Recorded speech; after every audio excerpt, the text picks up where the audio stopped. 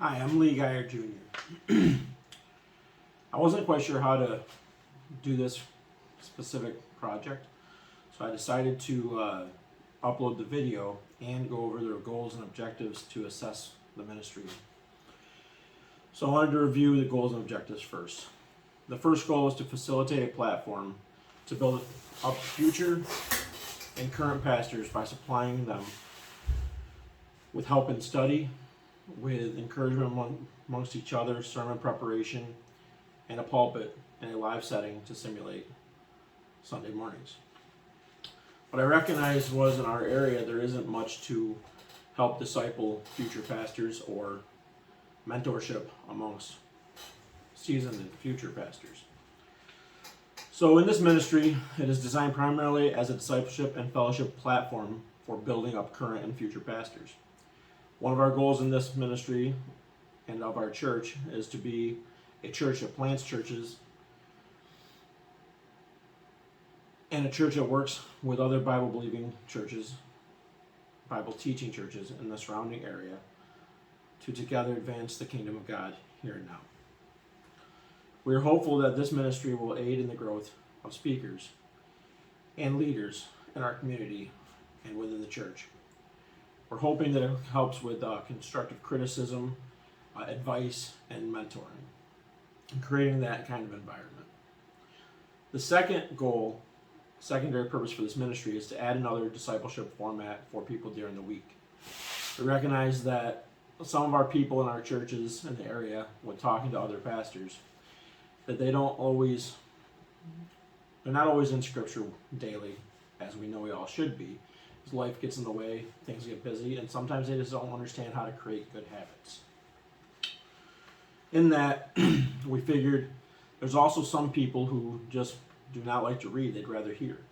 So I recognize that some people I know will go online, they'll watch a message, they'll listen to a message, and that's what they do for their daily study, if they do anything at all. So this is an opportunity that we thought we had to reach more people during the week, and we call it the midweek recharge. That was the name of this ministry. And it's supposed to do exactly that. It recharges the people in the congregation or the surrounding congregations, because we did open this up to other pastors and other churches to where they can come to our church and speak on Wednesdays as well in the rotation going forward. And many of them have stepped forward and said they're interested in speaking. We're keeping it to a 20-minute message, and we're trying to create that environment where we can mentor new and upcoming leaders. And for me personally, I am also new to this, so I recognize that it's a great benefit for myself to continue to be mentored by people who know what they're doing more than I would. And it's also a way for me to give them advice as somebody who's new in a different way to approach people who are in the community.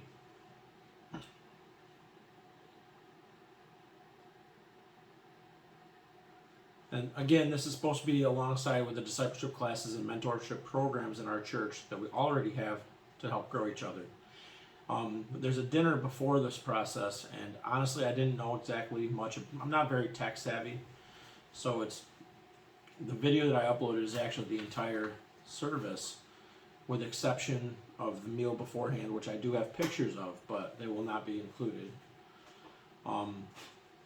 And the prayer session afterwards, which was very encouraging, and we anticipated it being 15 to 20 minutes. It ended up being an hour-long prayer session, as everyone was very much involved. The third reason that we decided to do this ministry is we also recognize there's certain people who cannot make it on Sundays due to their jobs. We have many people in our community who work within the medical field or the retail industry. Some of them are factory workers, some of them are truck drivers. And they basically have to work when they're told to work. So their schedule is always in flux, and sometimes they just can't make it on Sunday, but they want to be part of the in-person fellowship.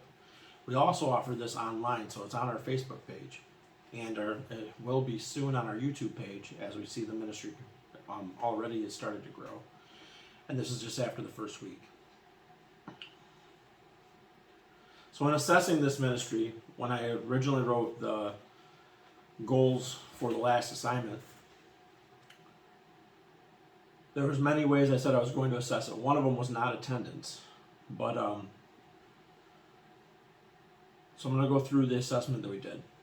Based on the main goal of the building up and encouraging pastors, this event was a tremendous success. I had several current pastors reach out to me, interested in rotating in to speak and helping to mentor the current and next generation pastors. We had several retired, including retired from the church that I am now pastoring. I was not attending this church when the pastor was here for 30 years but the previous pastor was my pastor for 6 or 7 years. And he is my main mentor. But the pastor before him, who retired 10 years before he came, and the church started to go down in numbers. When the pastor before me was here, he was here for 6 or 7 years. When he got here, there were 6 people in attendance. Now our congregation is between 80 to 120. And he left at the beginning of this year, and in June I was voted in as the new pastor, and we voted in another campus pastor to take my place. But the pastor that was here for 30 years prior to him is now moved back to this area, and he's retired, but he's willing to help mentor and help grow the church. As well as the area pastors around us who are also interested there. We live in a small rural area, so most churches in this area, we've recently tried to work together. A lot of the churches have new pastors, and we're trying to break down the barriers between churches. So the location and style of this event was much different than I'm used to. We are the only church within 30 miles who does a contemporary Sunday service. And for me, I've never really been part of a traditional service. The first couple weeks I started attending over at the location where this was actually recorded, it was a mix of contemporary and traditional hymns. So for me, it was just trying to get used to that format. We're trying to offer what would help most of the new speakers. And in that, the style was different, and it was good. The format is going to work out well as I get used to presenting it. Each week I'll be presenting the new speaker, and each week it'll be a different speaker. Everyone in attendance enjoyed the flow of the service, and I can see that it has become a normal ministry, or will become a normal ministry going forward. One of the issues that I want to say that we had was the microphone. I was not anticipating that being an issue because the microphone is built right into the pulpit. And in our normal church service, I do not use a pulpit. I have a microphone that goes on my head. So using a pulpit was different for me, and having the microphone attached, and I'm a fairly tall guy and a big guy.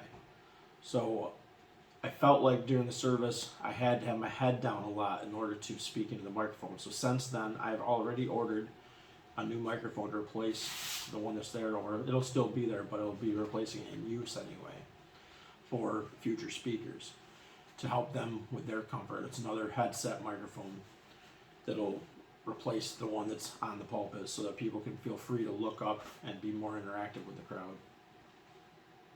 I felt very, I guess you could say, stationary, like I wasn't able to move around at all, and I'm hoping that the new microphone will help with that.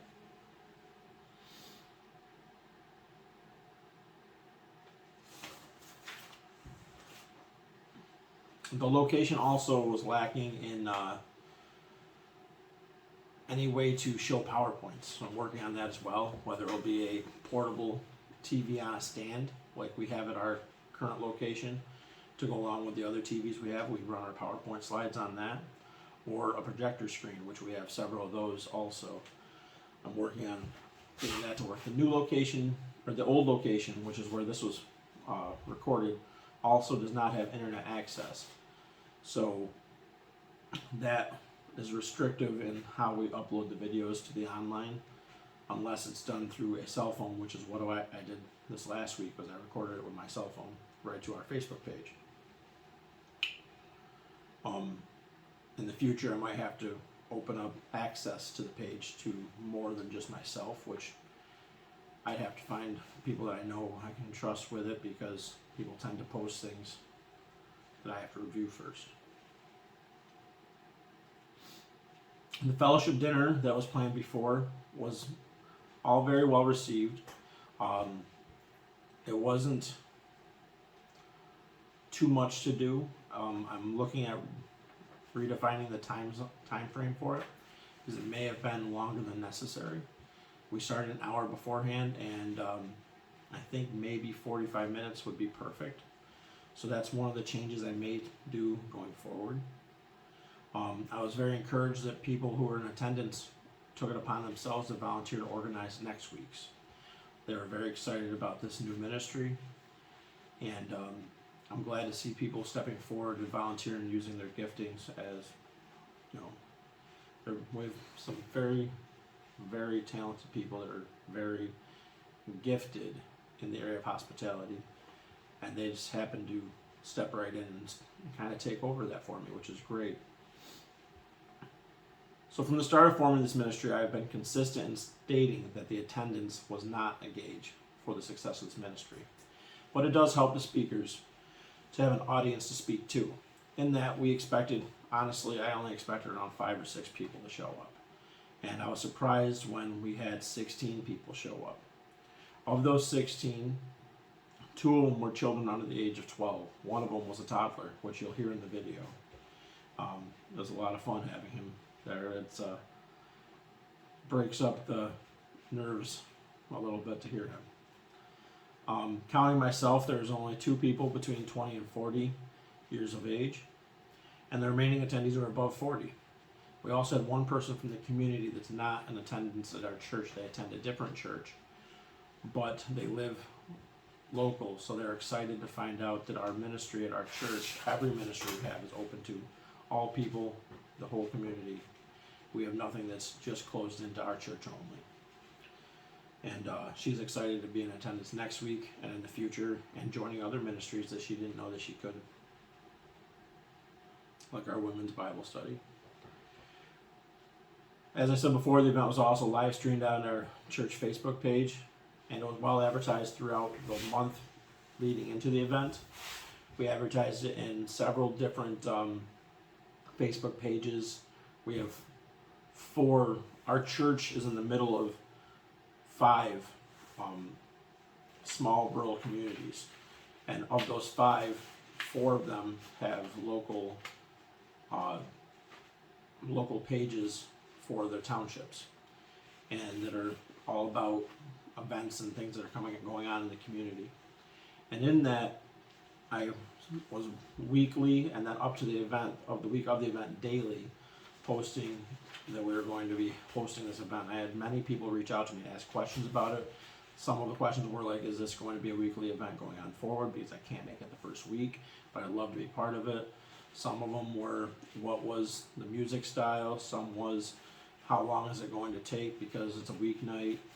And part of the reason why we kept it a 20-minute message for this event was for the comfort of a new speaker, and because it's a weeknight, and people who work days will have to deal with school days, things like that. We were trying to keep that in mind. And the food fellowship beforehand was just to create that extra level of fellowship. That's really what it is. We're a very relational based church, and we want to maintain that as we go out into our community, to create relationships for discipleship, for just sharing the gospel with others. For me, this message was short because of the first week I was trying to really tell people what the purpose for this ministry was, what our goals were, and be very clear on that. I believe the message portion of itself was only 15 minutes, maybe almost 20. To be honest, I kind of wrote it the day of, so I didn't have it committed to memory, so that was hard. And I'm used to, like I said, PowerPoints. I'm used to being able to move around. And it was a different experience for me, which was good because, as I said before, I'm new to this too, so it's helping me grow.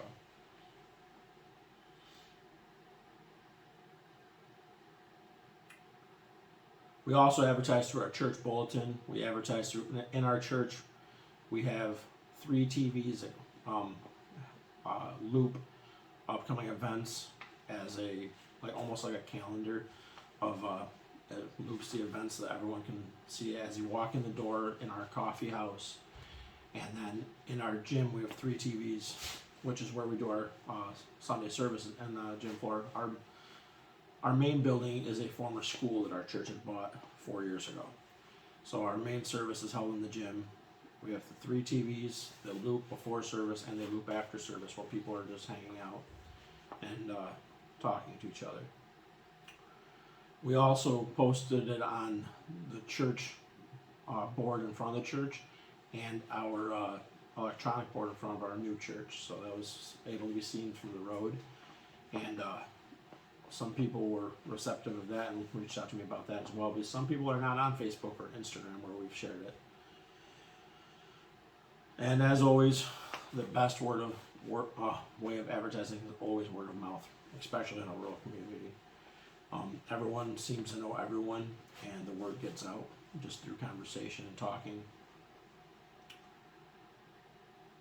Overall, the results of this ministry have shown me that we will reach the goals. And I believe this ministry is going to be a valuable discipleship program going forward in the life of our church and ministry. We offer ministries to every age group and every season of age. And we also offer it to different groups. We have our youth group. We have ministries for our adults. We have ministries for discipling both. Every ministry we do is about discipleship and relationship. But the one thing that I noticed we were always lacking was being able to minister to our leaders and to build up our leaders in different ways. And I'm very happy to see churches around us being supportive in that and being a part of it as well. And like I said, I'm not very tech savvy, so these videos are uploaded kind of more of a raw footage because it's an area I have to grow in and learn in is how to take and edit and do things like that. We have a team at our church for that, but they're volunteers, so I wasn't going to bother them over this assignment and teaching me, so maybe I'll get them to teach me more in the future. I also have 2 teen kids, and they probably know how to do it, so I can ask them as well. In the process of organizing this event, I was also encouraged by how receptive people were, and I was encouraged on the process of setting goals and building towards those goals and then assessing those goals afterwards. And in that, we have recently decided to start 2 new, probably going to be annual ministries.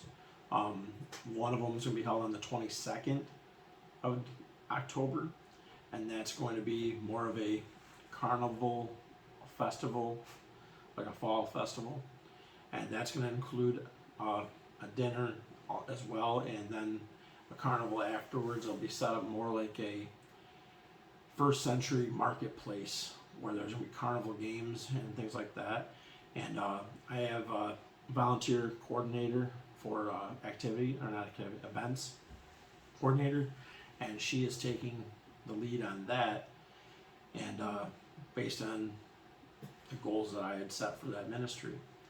And she's very excited about it, and she's already has many volunteers to help with it, and it's on the same night as our normal youth group, so it's going to replace the youth group that week. And it's just going to be an event for the kids to more of a fall, like a Halloween party, I guess you could say, except for it's not going to be based on anything to do with Halloween. It's more of a replacement of a Halloween party, and hopefully that'll be an annual event. The other event is we partner with, we're a drop-off location for Operation Christmas Child, and we have a speaker coming who is a box recipient. And in that, being a drop-off location and more of a central church, we've invited the area churches to come to it, and we're hopeful that people will really hear what this person has to say about their experience and their testimony of receiving a box. And so far, it's been very successful promoting both those events as well. And I really do think that this class has helped me in seeing that and setting the goals to reach not only goals for that ministry, to make sure that our goals for that ministry align to our overall ministry goals, to our vision and our mission. And we're also working on building up our online presence for the future. We have a fairly strong online presence right now, but I want to be able to offer more things online for the busy people in our community, and to make and knowing that we're a part of the community. We're very active in our community now, but I think we can be more active without putting too much into. I don't want to overwhelm the people that we have volunteering. I want everyone to work in their giftings and their callings, and I don't want to push people so hard that they burn out. And I really do think that if I offer something online, and maybe I put that on myself, that it'll help build people up rather than burn people out. And I just thank you for watching this and giving me the opportunity to share. As I said before, I'm Pastor Lee Geyer Jr. of Unadilla Forks Baptist Church. We go by UFBC. This location I'm currently in is my office at UFBC at Leonardsville. The video is recorded at UFBC in the Forks. If you want, you can join us on Wednesday nights at 6 p.m. for this ministry here, as we call it, our UFBC Midweek Recharge. And Sunday mornings on Facebook or YouTube. Sunday mornings at 11 a.m. And I just thank you, and just be praying for our ministries. Thank you.